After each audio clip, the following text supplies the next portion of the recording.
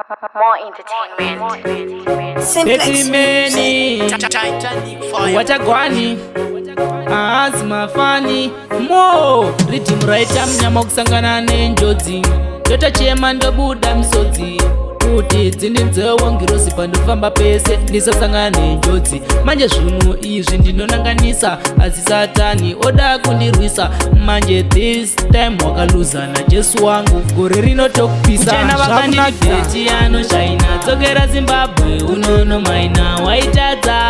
wonko chaunongokona kugadzira masomo vakanditi beti anoshaina dzokera zimbabwe unono maina waitadza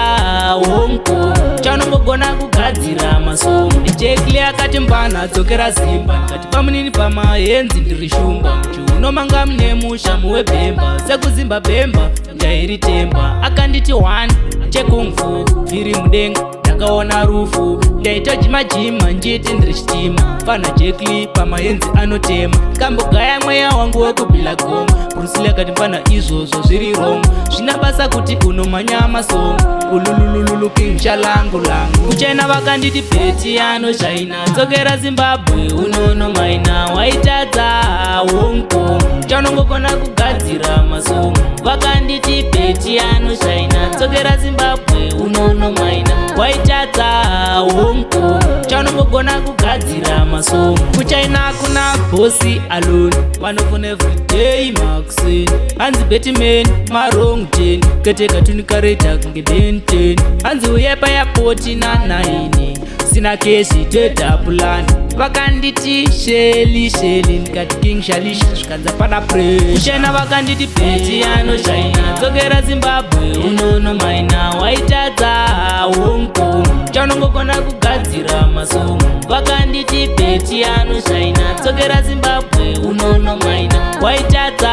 wonko chaunongogona kugadzira masomo jekli akati mbana dzokera zimba kati pamunini pamahenzi ndiri shumba unomanga mune musha muwebhemba sekuzimba bhemba ndairitemba akanditi 1 chekungfu iri mudenga ndakaona rufu ndaitojimajima njiti ndiri chitima fana jekli pamahenzi anotema kambogaya mweya wangu wekubhila goma brusile akati fana izvozvo zviri romo zvina basa kuti unomanya masomo ululululu kingshalangu langu kuchena vakanditi beti anoshaina dzokera zimbabwe unono maina waitadza